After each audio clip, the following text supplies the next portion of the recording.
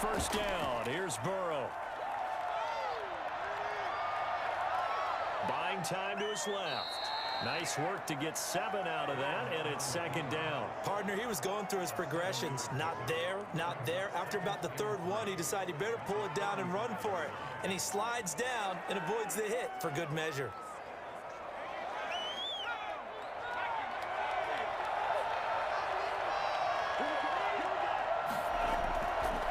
On second down, Burrow. Going to throw right side here, complete. Complete to Tyler Boyd. He's out of bounds behind the line of scrimmage.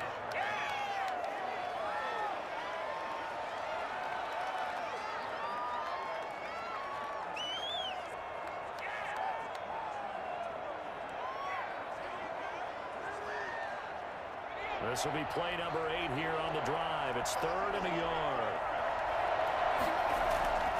They give to Mixon to try to pick it up. And that play went nowhere. Losing yardage. It'll be back at the 36. That'll set them back with a loss of 3 on the play.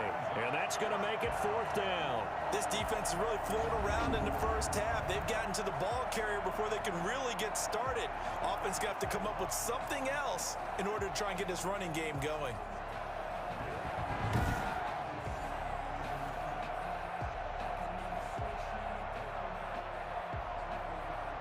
So the kick from here on a field goal would have been right at 53 yards.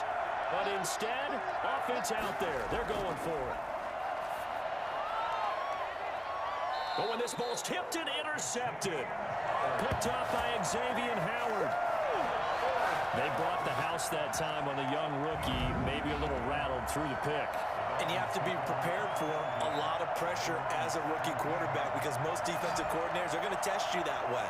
So when you see that, the ball's got to get out of your hands quickly, and that means your receivers have to understand they have to break off their routes quickly as well. So Miami coming out for their second drive. Well, they were intercepted the first time they had the football, but now they get it back, and it's still 0-0. And because of that, you know what the thought process is? Interception. What interception? It didn't really happen because they gave up no points. So go back on the attack. Go back and run the offense you believe will be successful. Find your playmakers and give them the football. After the turnover, it's Tua. This taken in by Jakeem Grant. And he's taken down but able to slip across the 35. Well, fair to say that when you're looking at guys that can run like the wind, you often find them at the wide receiver position, and that was special there. And that's the kind of play where you have to kind of catch your breath afterwards. So just give me a second here because when he shifted into high gear, he was an absolute blur out there. No substitute for speed. We talk about that all the time. The evidence was right there. And his top speed, as computed by Next Gen Stats, not bad. He was pushing 20 miles an hour.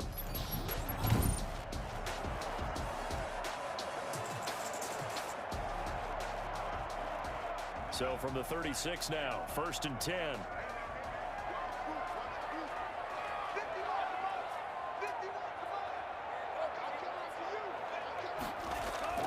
Tua going to throw. Toward the right sideline, but it's incomplete. Defensively, Charles, they continue to really limit this offense as far as yardage goes. Yeah, you're exactly right. They've been assignment sound, staying in their lanes, keeping proper leverage, and communicating well, too.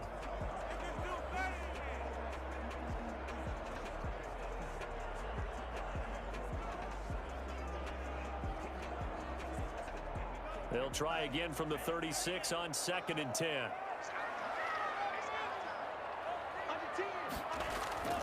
This is Gaskin on the carry. And he went nowhere. Well, he went backwards, back to the 33. 2 yards the loss, and now 3rd and 12. I like the strategy. Extra tight ends, extra beef. They want to run the football, but that means they probably want to run it inside. If you get strung out on the perimeter, you're in peril. Yeah, we saw the result, negative yardage.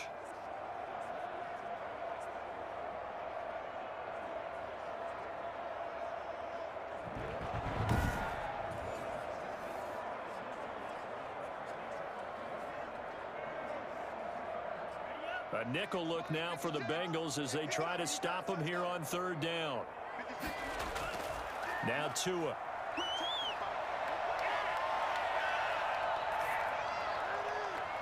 And it's caught by Parker. And he's going to get this down to the 35-yard line. A big play there as they get the conversion on 3rd and 13. Not really any offense for them to speak of here in this first half. Maybe that's what they needed, that big play. Yeah, it seems that maybe everything changes right there. They've been a little slow out of the gate. We've seen that. But that one big play, that could spark a big burst right here.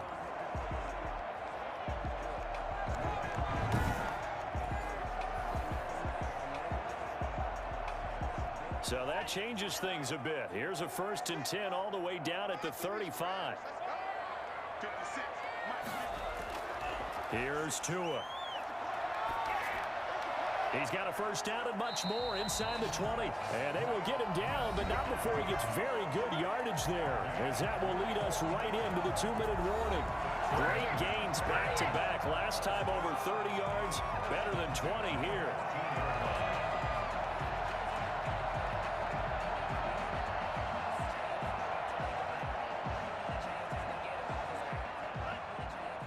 Reminder, coming up at halftime, we'll check in with our Jonathan Coachman. He'll have highlights and analysis of the first half, and our highlights, they'll likely be on the defensive side of the football here. And he's got his tight end, Gesicki, in the end zone. Touchdown, Dolphins.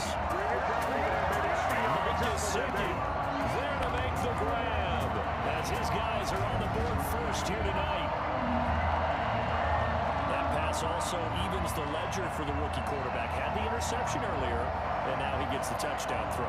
The ideal touchdown-interception ratio is, what, 3-1 for the best quarterbacks? But he's a rookie. Just getting back to even is a big deal. Increases the confidence his teammates have in him as he tries to become their leader. And that makes it 7-0 Dolphins. A drive that time of 6 plays. And it winds up in 6 points for the Dolphins.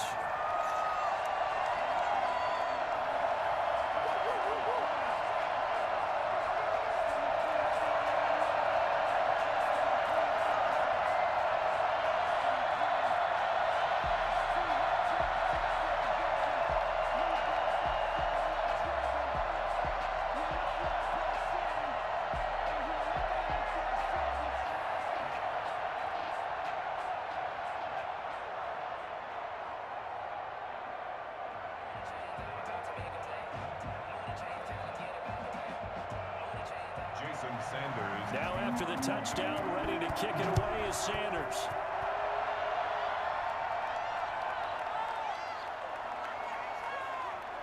And he'll be tackled just shy of the 25. Brandon Wilson on the return.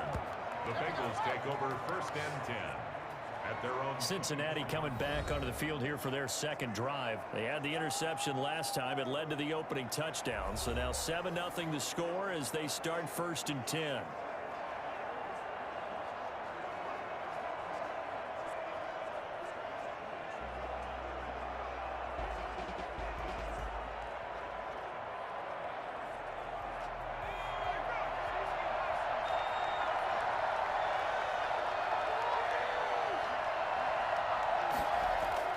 Trying to shake off the interception. He'll look to throw.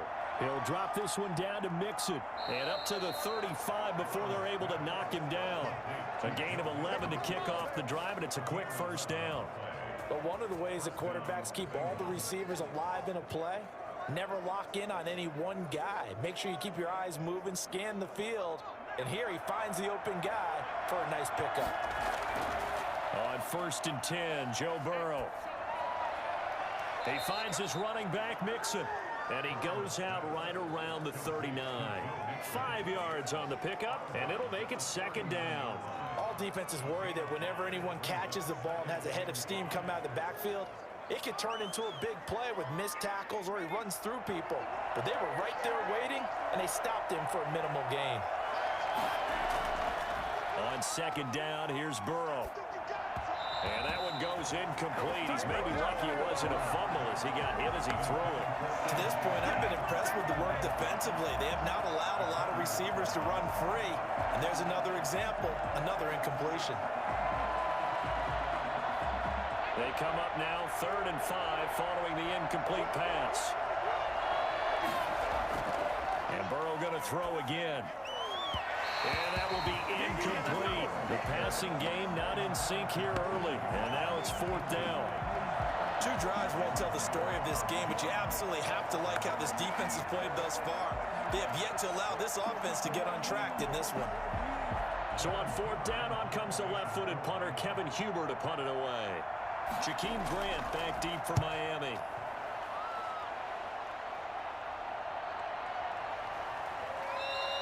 It'll wind up just a 35-yard punt, no return, and it'll be Dolphin football. Tua Tagovailoa in the offense heading back out. He's got the lead here in the second quarter. He's thrown the touchdown, but also an interception. As a quarterback, does that interception, even though you're playing well, your team's got the lead, does that always stick in the back of your mind a little bit? For the best ones, it just upsets them that they did that because they don't think there should be any blemishes on their record. They think that they're way better than that. So your confidence gets tested a little bit. Being able to go back out there, maybe throw another touchdown, that'll tamp that down in a big way. Yeah, like I said, he's looked pretty good to this point. And nowhere to fit that football in. It's knocked away and incomplete. Receiver coaches preach to their guys all the time. Separation, that's what's going to make the play successful. That time there was very little, and I think they were actually fortunate that it was only knocked away and not intercepted. So after the incompletion, 2nd and 10 from the 22. Going to the air, Tagovailoa. Open man, it's Preston Williams. Now the Dolphins going to burn the first of their timeouts as the stoppage will come with a little under a minute to go in this first half.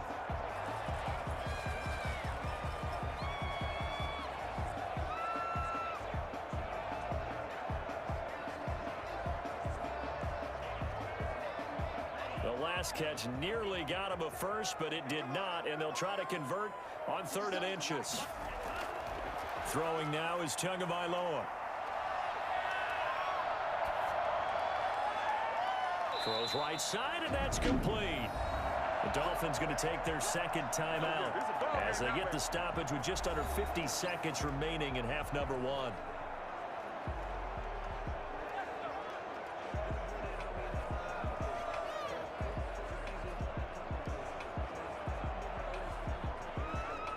So from the 39 now, they'll come up on a 1st and 10.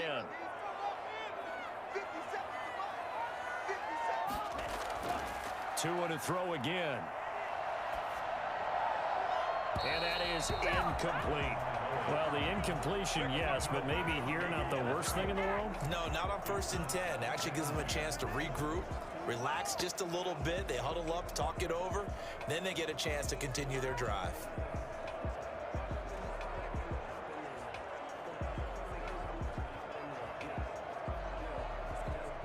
So now 2nd and 10 after the incompletion on 1st down.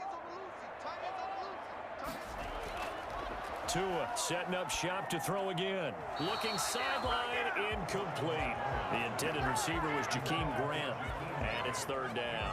By the way, I got to apologize because I just realized for about the last 4 or 5 plays, I'm eking over into your territory up here in the booth. My bad. I'm going to get back over to my spot. Yeah, we're not talking about our on-air commentary. I mean, what is all this extra paper? I mean, this is unusual for you. My bad. Normally you run a really tight ship.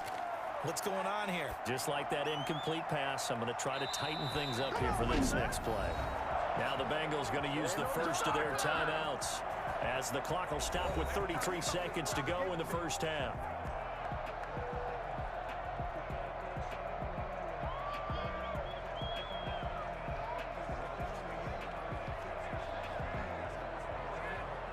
So on 4th down, Dolphin kicker Jason Sanders comes on. From the left hash, this from 46. And his kick is absolutely perfect. And the lead moves to 10-zip.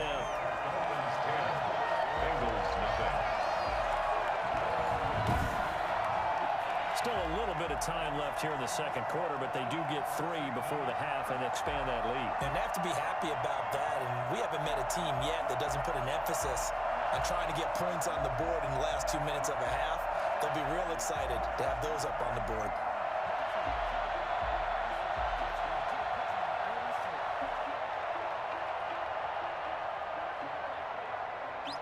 Jason's After the field goal, here comes Sanders to kick it away. This will make it into the end zone. And not wanting to risk anything here late in the half, he'll just take a knee, and they'll bring the football out to the 25. Cincinnati set to take over once again. You've got less than 30 seconds left here in the half. You're well on your own side of the field. What are we doing here, Coach Davis? Well, I'm trying something on first down, and it's something that's safe. It's something that's been done many times before. A lot of people say it's not even worth trying, but I'm running a draw. I'm running a screen. I'm seeing if something pops, and if it does, that can alter my strategy and potentially get me some points. And if it doesn't work, well, then you just run the clock out and go to the locker room. Throwing now, Burrow on first down. And his throw is going to be incomplete. He was looking for his favorite target, A.J. Green, that time. That'll bring up second down. A lot of times it's that first read that you have. Maybe you get it in pre-snap, and he locked in on his target, but he was covered quite well, and that one's incomplete. An incomplete pass leads to 2nd and 10 from the 25.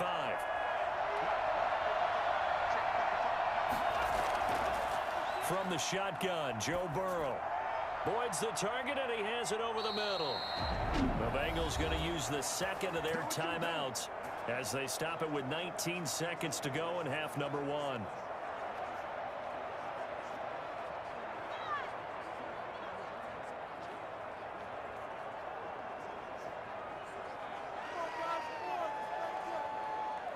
So here's a 1st and 10 at the 38. From the shotgun, it's Burrow. That one taken in by T. Higgins. Now the Bengals going to signal for their 3rd and final timeout as they'll stop it with 13 seconds to play in half number 1.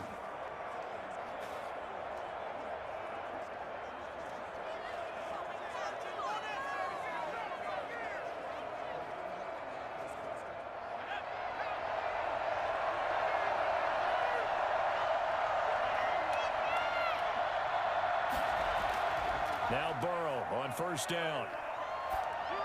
He's going to drop this one down to Bernard. This will be stopped about 2 yards shy of the marker. 8-yard gain, 2nd and 2. We have hit halftime. Still 2 more quarters to go. We'll